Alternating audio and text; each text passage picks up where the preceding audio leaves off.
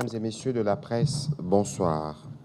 Heureux de vous retrouver à nouveau dans le cadre de cet exercice de redevabilité. Et comme vous le savez, depuis quelques jours, nous revenons essentiellement sur la situation sécuritaire dans l'Est de la République démocratique du Congo, mais dans toute la République démocratique du Congo aussi, marquée par cette agression barbare du Rwanda qui continue d'endeuiller les populations congolaises et toute la République démocratique du Congo. Ce soir, nous voulons faire un focus sur les raisons de cette guerre. Parce que depuis plusieurs semaines, plusieurs mois, nous disons que le Rwanda fait cette guerre parce que le Rwanda vit du pillage systématique des ressources minières de notre pays. Nous aurons l'occasion au cours de cet échange avec mon collègue le ministre de Mines de revenir sur les détails et de faire la démonstration par A plus B que tous ces compatriotes qui décèdent, toute cette aventure qui conduit l'armée rwandaise à exécuter des enfants, vous avez suivi ce qui a été dit aujourd'hui notamment sur ce qui s'est passé à Bukavu, c'est fait à dessein parce que sans cette guerre, le Rwanda ne pourra pas survivre, en tout cas pas dans sa forme actuelle. C'est donc dans ces cadres-là que nous avons voulu associer dans le cadre du front économique, parce que comme nous vous le disons, cette guerre, nous la menons sur plusieurs fronts. Nous avons évidemment un front militaire, un front diplomatique, un front judiciaire, un front économique, un front médiatique.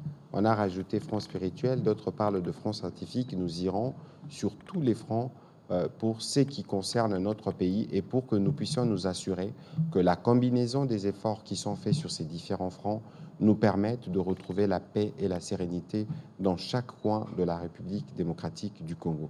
C'est ce qui fera l'objet du briefing de ce soir et nous aurons évidemment l'occasion de revenir notamment sur les bilans, le dernier bilan de la situation de ce qui avait prévalu à Goma le 27 janvier dernier à l'arrivée des forces d'occupation. Monsieur le ministre de Mines, bonsoir. Bonsoir. Et ce soir, nous avons évidemment le privilège de vous avoir ici dans le cadre de cet exercice de redevabilité pour la première fois à Kinshasa. C'est parce que nous voulons démontrer à notre opinion qui nous suit de partout en République démocratique du Congo. Voilà. Merci pour cette sollicitation. Donc, ce que je voudrais d'abord rappeler ici à l'ensemble de nos compatriotes, c'est que le chef de l'État, le président Félix-Antoine Tshisekedi Tshilombo, a mis au centre de ses préoccupations le fait que les minerais de la RDC doivent profiter aux Congolais en premier lieu et également au développement socio-économique de nos populations. Les richesses générées par les minerais sont celles qui doivent servir à construire le développement de la République démocratique du Congo. Et donc, c'est là le point de départ de notre action gouvernementale au niveau des mines, cette action gouvernementale conduite par son Excellence Madame la Première ministre. Alors, je dis souvent que les minerais de la RDC sont en fait une richesse sous nos pieds, mais malheureusement un désastre sous nos yeux. Et aujourd'hui, on le vit dans notre chair. Nos populations sont meurtries, nos femmes sont violées, des enfants sont abattus, les populations sont déplacées et vivent dans des conditions désastreuses. Tout ça suite à l'agression du M23 soutenu par les forces rwandaises sur notre terrain. Alors, avant d'aborder l'ensemble des questions que vous avez évoquées, et c'est tout à fait normal de dire que le régime au niveau du Rwanda se sent menacé par les actions qui ont déjà été prises jusqu'à ce jour. Alors, à ce jour, qu'est-ce qui a été fait? On peut classer différents points et différentes actions qui ont été menées au niveau du gouvernement et au niveau du ministère des Mines. D'abord, au niveau du gouvernement, simplement rappeler à nos populations que le franc congolais est stable depuis plus de 6 mois. L'autre chose à rappeler, c'est le pouvoir d'achat pour les biens de première nécessité est maintenu. mais également, on voit déjà maintenant, avec les excédents que le gouvernement a réalisés, les routes se mettent à être construites, que ce soit dans la ville de Kinshasa, mais également à l'intérieur du pays. Alors, sur le plan minier, nous avons également abattu un travail important. Et ce travail consiste à crédibiliser les minerais de la République démocratique du Congo auprès des acheteurs finaux. Pour ça, il y a tout ce qui est mis en place au sein de la traçabilité, donc pour assurer que nos minerais sont certifiés au niveau de leur origine et que ce ne soient pas des minerais issus du sang, issus de conflits armés et où les droits humains sont respectés. Nous avons entrepris des démarches avec les États-Unis d'Amérique. Avec les États-Unis d'Amérique et l'ensemble des partenaires dans le Mineral Strategic Partnership, où nous avons mis en place, dans le cadre d'une feuille de route, l'ensemble de nos préoccupations, de sorte à pouvoir les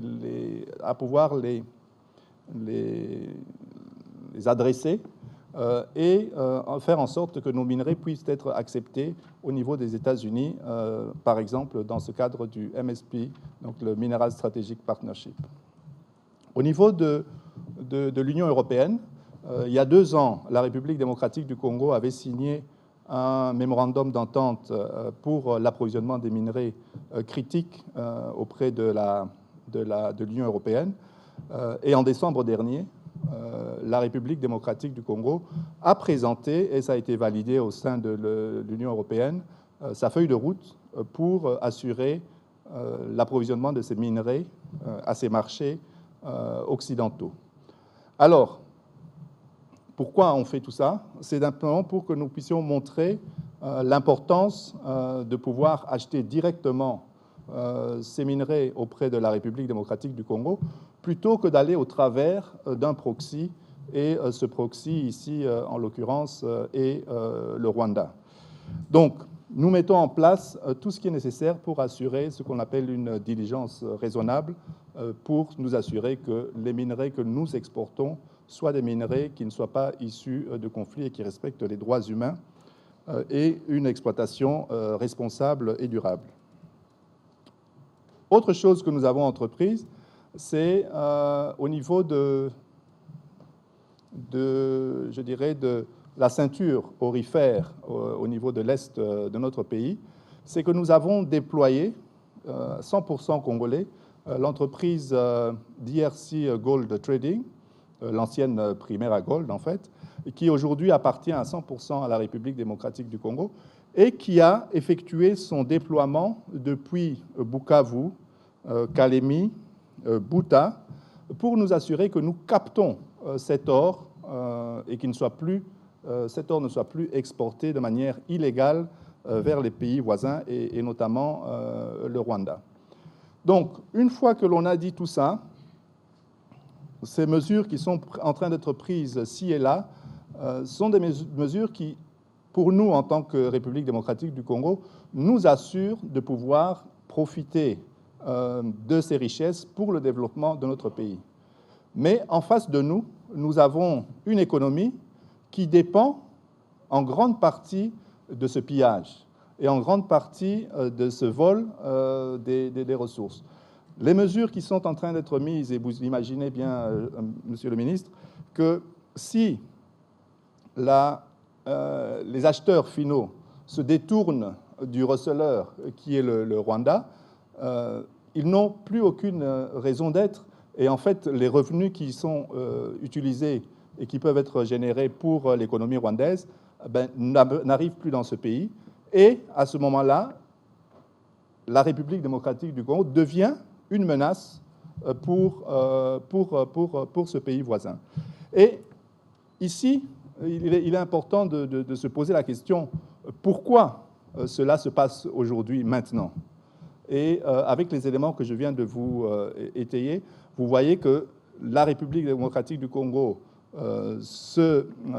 s'organise pour pouvoir mettre en place et profiter des ressources générées par le secteur minier en particulier sur l'est du Congo, mais cela dérange visiblement notre voisin qui vient et qui, aujourd'hui, pour la survie de leur régime, se mettent à piller, se mettent à tuer nos populations avec les massacres que nous avons connus, que ce soit à Goma et aujourd'hui à Bukavu, avec certains enfants qui ont été tués.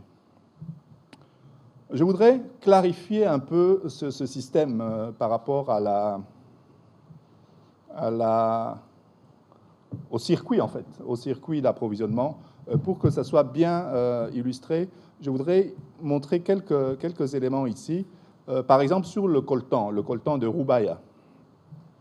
Vous allez voir sur le coltan de Rubaya tout le schéma illicite d'exportation qui passe donc depuis Rubaya et qui repart. Avant, ça partait sur Bunagana, mais aujourd'hui, cela passe également par Kibumba. Donc, vous voyez que là, ce sont des circuits d'exportation illicites vers le Rwanda pour le coltan. Et c'est des circuits que vous avez commencé à démanteler avec les différents services. Tout à fait. Au moins les mesures qui ont été prises. Tout à fait. Mais ces circuits ont également été pointés et indexés par les experts des Nations Unies dans les différents rapports qu'ils ont remis, que ce soit en juin l'année passée, mais également récemment, donc la sortie de ces rapports des experts des Nations Unies. Ouais, donc tout ça est 150 tonnes de coltan étaient. Voilà. Donc là, nous avons l'illustration de ce chemin d'évacuation des minerais. Mais il y a un autre exemple sur l'or, par exemple. Vous allez voir que la République démocratique du Congo, sur toute sa partie est, est dotée d'importants gisements d'or. Et tous ces gisements d'or, en fait, toute l'exploitation artisanale n'est pas comptabilisée en République démocratique du Congo. Et pourquoi elle n'est pas comptabilisée? Simplement, les tableaux à l'écran illustrent bien toutes les zones aurifères dans toute la partie, donc c'est tout le cordon est de notre pays. Tout à fait. Et ce sont ces grandes quantités d'or qui sont justement évacuées vers le Rwanda en partie. Et vous voyez là l'importance que nous avons eue de déployer la société DRC Gold Trading qui a commencé à capter cet or, et cet or qui, aujourd'hui, avec les efforts qui ont été faits jusqu'à ce jour, s'il est capté par la République démocratique du Congo, c'est cet or qui ne part pas dans les pays voisins. Alors, pourquoi je voudrais montrer quand même l'importance de cela dans l'économie du pays voisin. Si vous voyez l'ensemble des exportations du Rwanda en minerais, vous allez voir différents minerais qui sont exportés. Et les statistiques, ça c'est les statistiques pour les 3 derniers mois par exemple. Vous allez voir que ce soit pour la cassitérite, pour le coltan, wolframite et tout ça, nous nous situons dans des zones qui sont aux alentours de 10 millions de dollars à peu près chaque mois. Mais par contre, et le schéma illustre très bien, pour l'or, vous voyez que nous sommes dans des proportions bien plus grandes. Bien sûr. Et ces proportions vont, je dirais, jusqu'à des niveaux assez élevés, 80 millions de dollars par mois. Monsieur le ministre, avant que vous ne continuiez, il faut qu'on soit précis. Le Rwanda ne dispose pas des gisements d'or sur son sol. Tout à fait. Tout à fait. Et donc, et voilà donc ces statistiques. Et même, je pense qu'on peut montrer la projection des prochaines ou des futures exportations que le Rwanda souhaite faire. Nous passons depuis 2022 de pratiquement 500 millions de dollars jusqu'à 2026 à plus de 2 milliards de dollars d'exportation d'or, qui est en fait l'or pillé dans la République démocratique du Congo. Et vous comprendrez que les mesures qui ont été prises jusqu'à ce jour au niveau du ministère des Mines font en sorte que cela impacte fortement, parce que dans la mesure où nous aurons mis en place tout notre système de traçabilité et que nous aurons assuré la livraison aux pays, je dirais, qui ont besoin, donc les utilisateurs finaux, eh bien, à ce moment-là, cette projection de 2 milliards d'or ne rentrera plus dans les comptes du Rwanda. Et c'est là... c'est la vraie raison de la guerre, parce que 2 milliards jusqu'en 2026, c'est plus de 50% du budget du Rwanda. Voilà, c'est ça. Et donc cela démontre que leur régime, aujourd'hui, face aux mesures qui ont été prises par le chef de l'État et par le gouvernement de la République démocratique du Congo, fait en sorte que leur régime, aujourd'hui, se trouve dans une situation, je dirais, d'insécurité. Et pour combler cela et pour s'assurer la pérennité de leur système, ben, pour eux maintenant, l'idéal est d'attaquer la République démocratique du Congo. Et vous voyez, le déploiement se fait sur ces zones de l'Est de la République du Congo, que ce soit pour l'or, mais également pour le coltan et les autres minerais qui se trouvent dans la région.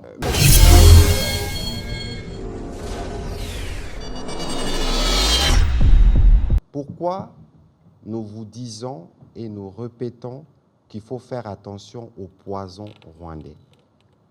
Ici, je précise que le poison, c'est les mensonges. Vous avez vu vous-même le président rwandais devant CNN. On lui pose la question, avez-vous des troupes dans l'est de la RDC?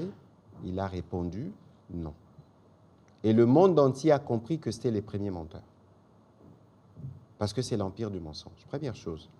Deuxième chose, quand vous suivez le faux narratif de dire en RDC, on fait la chasse aux Tutsis, nous devons faire la chasse aux FDLR. Dites-moi, les FDLR, ils sont à Goma? Ils sont à Bukavu? Les vraies motivations de la guerre sont celles que mon collègue a expliquées. Ici, en République démocratique du Congo, je l'ai disais tout à l'heure, et comme je l'ai dit chaque jour, nous sommes 26 égale 1. Pourquoi depuis toutes ces années-là, nous vivons, il y a évidemment des conflits communautaires qui sont gérés, pourquoi on ferait la chasse aux swahiliphones aujourd'hui? Donc moi aussi, on doit me chasser. Parce que je le suis en partie. Alors ça, c'est du poison rwandais. J'ai entendu, quelqu'un m'a appelé tout à l'heure, une voice note qu'on attribuerait à la maman du président. Mais toutes ces choses-là, ne comprenez-vous pas que nous sommes dans une guerre et que dans cette guerre, ce n'est pas pour rien que nous disons que vous tous, vous êtes des soldats ou des officiers dans cette guerre, parce que c'est aussi par là que le poison de la division passe. Parmi vous ici, mais nous avons des Baswahili. Ont-ils été chassés? Comment vous faites pour reconnaître un Mouswahili? Et si vous regardez bien, dans la plupart, parce que j'ai reçu une vidéo à propos, vous avez une voix qui dit, qui cite, « Ah, tel Aza, tel Rwandais ». Mais faites attention, parce que la tactique, c'est laquelle? C'est de faire une infiltration. La personne qui filme peut prendre une vidéo fausse. Et quand il prend ça, eux, ils peuvent s'en servir pour dire, voilà, regardez là-bas, il y a les discours de la haine. Et ça, c'est des choses qui sont totalement fausses. Ceci ne veut pas dire que demain, on peut avoir on a un conflit à l'entrée de Kinshasa. On a le conflit qui a été résolu en province orientale. Entre les communautés, il peut toujours y avoir des tensions, mais il ne faut pas les raviver. Pourquoi aujourd'hui tous les Congolais se sentent blessés? Mais c'est parce que nous tous, nous sommes en solidarité avec nos frères qui sont à Goma et qui sont dans toutes les zones sous occupation.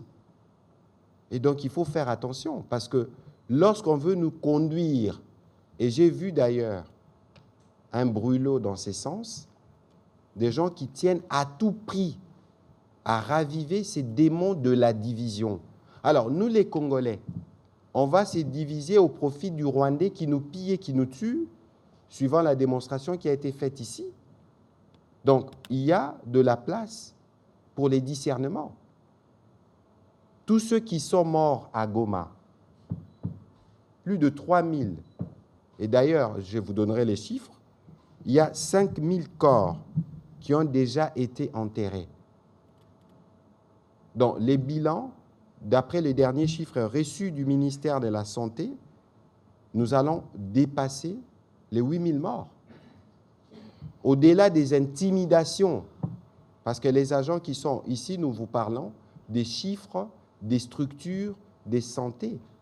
On ne parle pas de ce qui s'est passé dans les avenues, dans les rues, parce que vous savez tous que Goma a été transformé en cimetière pendant quelques jours. Dans les structures de santé, on a recensé 1568 morts dans ceux qui y étaient. Donc, ça s'y rajoute. Heureusement qu'on a pu obtenir un couloir humanitaire pour faire parvenir le sang qui avait été pris ici. Aujourd'hui, on est à plus de 4375 blessés dans les structures de soins de santé. Je précise, les structures de soins, ça veut dire qu'ils ont été enregistrés dans les hôpitaux. Et donc, vous voyez, non seulement qu'on a tué en masse, on veut mentir, parce que si vous lisez, justement, le président rwandais, il dit 400, 500 morts. Mais même 500 morts, vous imaginez, vous êtes Congolais, on tue 500 de vos compatriotes. Il y en a encore certains qui ne disent pas mot, qui ne compatissent pas. C'est incompréhensible. Quelles que soient nos ambitions politiques ou nos calculs politiciens, quel est le message que nous donnons aux jeunes Congolais lorsque nous-mêmes, nous voulons d'une certaine manière nous satisfaire du massacre de certains de nos compatriotes, des avenirs gâchés, de jeunes enrôlés, des forces, des bébés tués, des camps des déplacés saccagés. Mais toutes ces horreurs-là, comment ne pas y mettre fin? Si nous voulons y mettre fin, nous devons être unis. Si nous devons y mettre fin, nous devons bannir les démons de la division.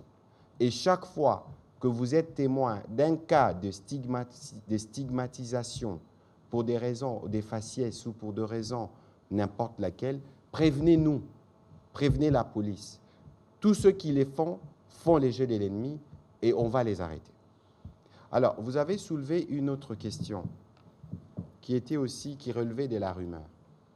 Je n'étais pas à Davos, mon collègue y était dans la délégation. Peut-être qu'il peut dire un mot, parce que lorsque nous vous disons qu'il y a un poison rwandais qui est relayé malheureusement par beaucoup de Congolais dans les stricts objectifs de discréditer le pays en cet état où nous devons être unis, il faut faire attention. Collègue, peut-être que vous pouvez faire un commentaire oui, quand vous y étiez. Oui, voilà. Donc, effectivement, c'est une rumeur qui a circulé et qui a été alimentée, comme vous venez de le dire, par ce poison. La délégation officielle de la République démocratique du Congo, présidence ainsi que les ministres présents, étaient logés à Badragas, c'est-à-dire à 1 heure de Davos. Nous ne nous sommes pas cachés.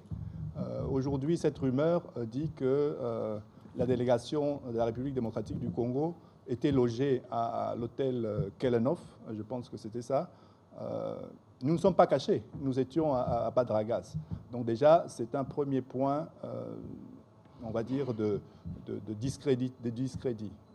Le deuxième point, c'est que quand vous avez dans vos applications, vous pouvez aller sur des applications de recherche de logement, vous tapez Kelenov Hotel, et vous allez voir que les chambres d'hôtel sont à $85. Donc, je ne vois pas... Oui, mais je dirais... 114, je pense. Ça, c'est ce qui est écrit dans ce document. Mais allez sur les vraies preuves qui sont celles qui sont affichées. Et enfin, les ordres de mission, une fois qu'ils sont signés, les états de somme sont faits, et cela est régi par les règlements au niveau du gouvernement. Et donc, les chiffres et les différentes rubriques sont bien connus. Et le Trésor sort cela pour l'ensemble des représentations qui sont, en tout cas des ministères, qui sont présents sur une mission. Donc, je dirais, il faut éviter de s'alarmer et de continuer, parce qu'en fait, comme disait le collègue, celui qui relaie cette information, d'abord sans avoir vérifié, je viens de vous donner 3 raisons au minimum pour dire que ce n'est pas bon, puisqu'on on a fait ça, mais également sur l'aspect de Glencore qui se retire de la République démocratique du Congo. Glencore est présent en République démocratique du Congo avec 2 sociétés, une qui s'appelle MUMI, Mutanda Mining, et une qui s'appelle KCC. Et d'ailleurs, le groupe Glencore vient d'envoyer un démenti formel en disant qu'ils n'ont aucune intention de quitter la République démocratique du Congo. Et les efforts que nous faisons au niveau du gouvernement, ce sont des efforts de pouvoir assurer et la promotion des investissements étrangers dans notre secteur minier et les travaux qui sont faits dans le cadre du climat des affaires. Et tout ça, ce sont des choses qui contribuent à installer pour la longueur et pour la durée ces entreprises. Et nous sommes d'ailleurs en train de poursuivre l'installation d'entreprises, je dirais, étrangères dans le cadre de notre diversification de nos partenariats dans différentes provinces, sur différents minerais. Et ces entreprises, aujourd'hui, arrivent en République démocratique du Congo parce que la transition énergétique se fera avec tous ces minerais critiques, et ces minerais critiques sont en République démocratique du Congo. Et donc, les acheteurs finaux et ces États, dans le cadre de leur politique en approvisionnement en minerais critiques responsables et durables, n'ont plus aujourd'hui besoin de passer par un tiers, par un proxy, pour pouvoir s'alimenter, parce que nous leur ouvrons les portes et nous leur mettons en place tout ce qui est nécessaire pour qu'ils puissent venir investir durablement en République démocratique du Congo et s'assurer de cet approvisionnement responsable. Un petit commentaire sur ce que vous disiez sur la Suisse, où le Parlement suisse s'est réuni pour dire de couper avec un gouvernement, mais c'est du mensonge cousu des tissus blancs sur fil noir. Ça veut dire, donc, le Parlement, si le Parlement s'est réunissait, mais il y a une ambassade, il y a des mécanismes diplomatiques. Ici, c'est dire d'ailleurs, parce que nous, on n'a pas des mots pour répondre à des rumeurs de manière générale. C'est pour ça que nous comptons sur vous, justement, sur votre discernement comme journaliste. Lorsqu'une information vous arrive, regardez d'abord la source. Regardez les propagateurs, ce qu'ils disent. Nous avons fait un effort qui n'a jamais été fait dans ce pays en termes de redevabilité. Nous venons toujours vous dire ce qui avance, ce qui n'avance pas. Et aujourd'hui, si vous regardez les tableaux généraux, vous avez suivi toutes les réformes qui sont en cours d'implémentation au ministère de Mines, mais la raison de la guerre, parce que vous avez vu les chiffres. Le Rwanda qui exporte 800 kilos d'or jour, alors qu'il ne regorge pas d'or dans son sous-sol.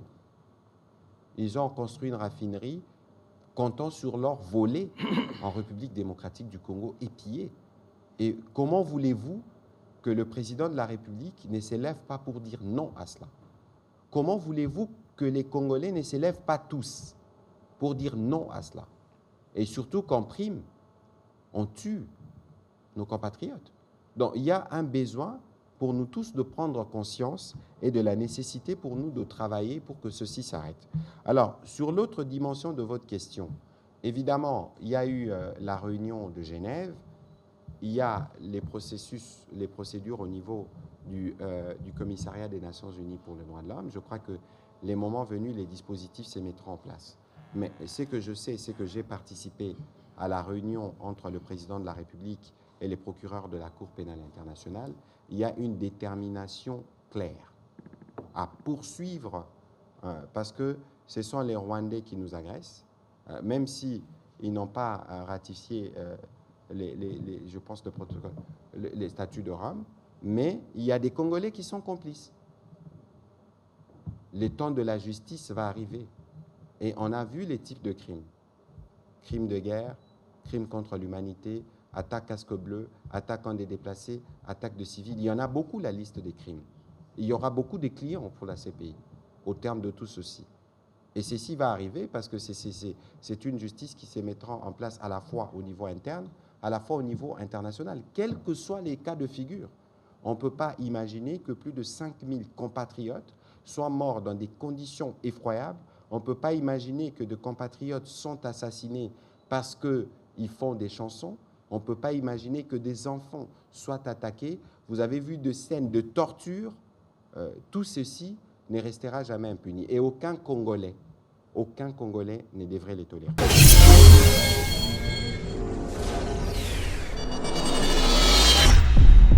Voilà, donc, na niveau na bilo to chaki, to expliquer en na briefing, eza ba action que tozo mené, to salipe ba zone rouge pour la ba minerai ya territoire ya Masisi na Calais, mais aussi tozo continuer na cadre ya CIRGL ko ça la mobilisation et ko tinda ba suspension et ko ça les mapper pour na mboka bazo sala mosala ngo ya koyiba ba minerai na biso na Rwanda.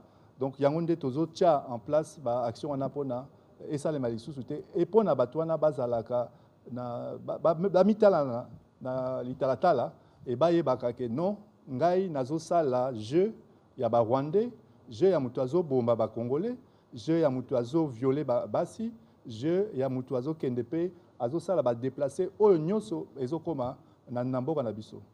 Donc yango nde nakoloba na biloko tozo sala na cadre wana. Eloko ya motu ya na koki kobakisa. Lelo tobengisaki ministre Amine pona nini? Parce que bitumba oyo bazo sala biso eza bitumba pona koyiba nkita oyo ya biso. Lelo tosali démonstration ya circuit boni Rwanda baza na pauli na se ya mabele na bango te. Ndenge nini bango bakoma kobima hein, producteur nango na Afrique basalela ngo même raffinerie hein, na lopoto usine na transformation à Orwana basalela ngo eloko moyibi. Lelo ministre alakisi ba chiffre awa bakomi na ba milliards na 2026 bakoma na ba 2 milliards et lakisi c'est presque ou plus de 50% ya budget na bango oyo bazozwa na moyibi ya nkitao ya biso.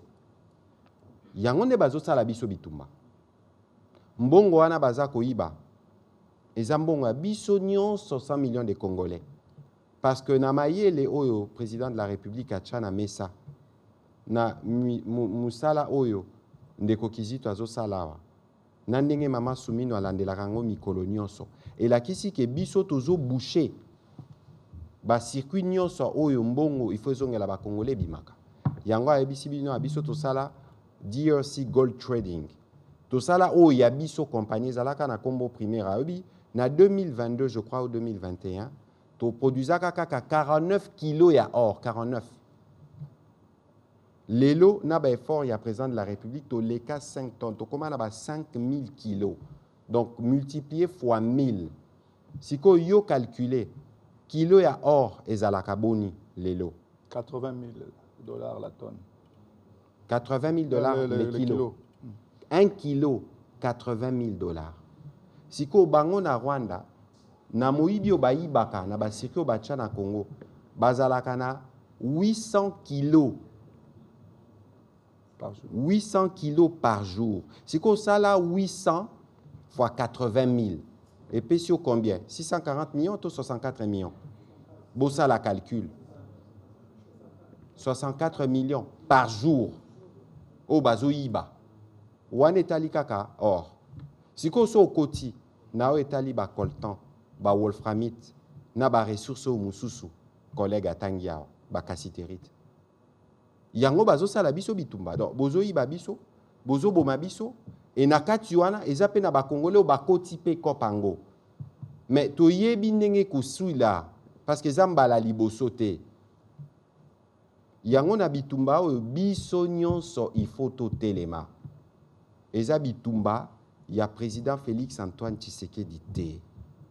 Eza bitumba ya biso nyonso ba congolais. Po misolo ana soki ekoti lelo tokoma na gratuité. Lelo intention à président eza gratuité mata ti na ba 8e, 7e na 8e o to bando benga seo. lelo makanisi ezali santé koma ya ofele. To bongisa 145 territoires. To bongisa toza na besoin makoki. Siko biso tongi tozwa makoki oyo nzamba apesa biso. Bakomi kosala biso guerre. Est-ce que ça laka? Yango biso nyonso photo lamuka. Biso nyonso photo telema. Biso nyonso il faut tozala na sima mapinga, na sima président de la République, na bitumba oyo. Ata bandeko mususu ba Congolais batengami kuna. Est-ce que bango bakozala mesure ya kopesa ba Rwandais loko balingi? Est-ce que ba Congolais bakondima bazwa kito ya bango bapesa batu mususu? Yango nazo beta sete. Biso nyonso tozala vigilant. Toboya je ya monguna. Parce que basi pe basali ba infiltration. Bango nde bazo lekisa ba message bazo attaquer ba Swahili. Bazo beta ba Banyamulenge. Makambo wana nyonso ya lokuta omoni o dénoncer. Parce que biso réponse ya motuya oyo faut topesa na mokili na bitumba oyo eza réponse ya unité. Cohésion nationale. Yango nde faut tozala nango, yango nde kopesa biso possibilité ya kosilisa bitumba oyo une fois pour toutes. Parce que tali ba Congolais nyonso zala Muswahili, Mukongo, Muluba, to Mungala etali biso nyonso. Na betisete makasi na eloko wana pe na kosepela bino pe soki bozongi na bandako o boyoki ministre Amine apesi ba chiffre na ba schéma bo beta pe lisolo po bana na bino pe fo ba bandako yeba makambo ndenge ezoleka po bango pe ba telema po mboka na biso et profiter na kita nango pe aussi ça va problème à ma Congolais. Voilà, monsieur le ministre, on a terminé cet exercice. Avez-vous un mot pour clôturer? Voilà, ce que je voudrais dire que l'ensemble des actions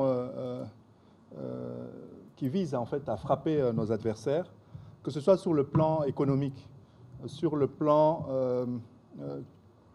combiné avec les efforts qui sont faits au niveau diplomatique, au niveau militaire, au niveau politique, l'ensemble de ces mesures feront en sorte que nous pourrons produire des effets. Et cela, ces résultats seront concrets et ce sont des résultats qui tendront à inverser la situation. Alors, derrière le chef de l'État, le président de la République, son Excellence Félix-Antoine Tshisekedi Tshilombo, nous continuerons à mettre en place ces mesures parce que nous n'allons pas lâcher ce combat et nous allons le poursuivre sans relâche, de telle sorte à couper l'herbe sous les pieds des pilleurs de nos ressources naturelles, je dirais, même si cela va aux dépens de leurs économies, parce que cela doit bénéficier au peuple congolais en premier et cela doit bénéficier au développement de notre pays.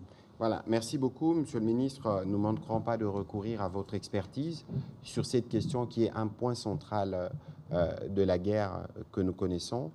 Mesdames et Messieurs de la presse, c'est sur cette note qu'on va terminer. Ce soir, l'objectif était de faire cet aperçu général sur la situation, en tout cas sur le front économique, avec la démonstration du pillage systématique de nos ressources mises en place par le Rwanda depuis des années et que nous devons tous arrêter. On ne saurait terminer ces briefings sans redire notre solidarité à nos populations du Nord Kivu, du Sud Kivu et de toutes les régions qui sont occupées, à nos populations des Litouris qui connaissent des cycles de violence. Il faut savoir que le gouvernement et tous les Congolais sont rangés derrière tous les autres Congolais. C'est dans des moments de preuve que nous devons montrer que nous sommes solidaires, que nous devons montrer que nous tous nous tenons à ce que nous avons des plus précieux, notre pays. Quelle que soit votre religion, quelle que soit votre tribu, quelles que soient vos convictions, mais ce qui nous unit ensemble, c'est les pays. Et lorsque les pays est agressé, nous tous, on s'est mis ensemble pour nous assurer que nous avons protégé. C'est pourquoi nous avons fait le choix de nous battre. Que Dieu vous bénisse et bonne soirée chez vous. Merci.